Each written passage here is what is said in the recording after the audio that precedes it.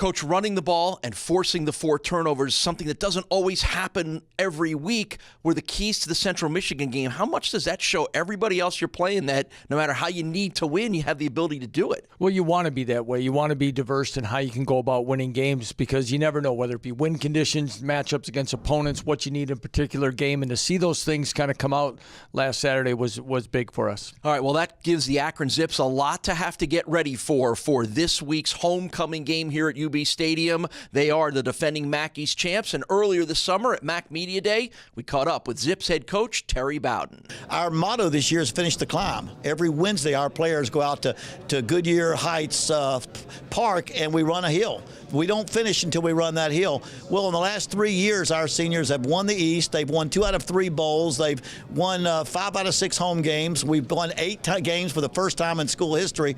But there's one thing we haven't done. We haven't won the MAC championship. And so what last year did just made us hungrier for that final goal, is to win the conference championship. Leave it to you coaches to always find a cool metaphor for the season. Apparently Terry's is climbing the hill. Do you have one for this year for yourself? Well, not really. We don't, at our last job we had one, but we haven't really come. I think Lou Corral, our strength coach, has come up with a few things within the weight room we keep with amongst ourselves. But yes, all coaches are creative. And especially in the off season, I think they found theirs. All right, let's dive into the Akron Zips. It's part of our Town BMW Keys to the Game. Akron here for Saturday's homecoming kickoff, noon against the Bulls. They're 2-2 this year. Coach, 0-1. They just lost their first MAC game against Miami last week, but they do have a win on the road against Northwestern. Yeah, I think they set up to have a very challenging schedule, Paul. But their first game against Nebraska was canceled.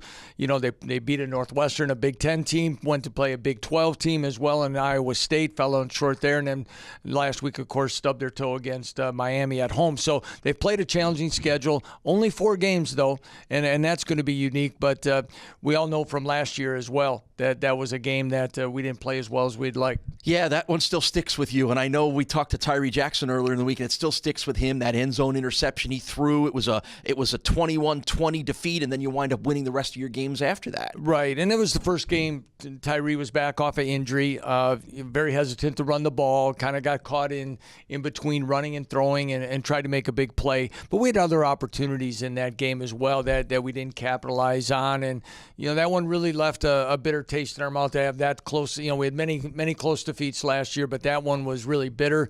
But the thing about it was, in its own right, it's kind of propelled us some ways where we're at today. A very aggressive defense from Akron. They have 5 defensive touchdowns already this season. Yeah, that's incredible. When you get 5 in a season and 3 in one game, it says a lot about how you're playing, how aggressive you are, how confident you are.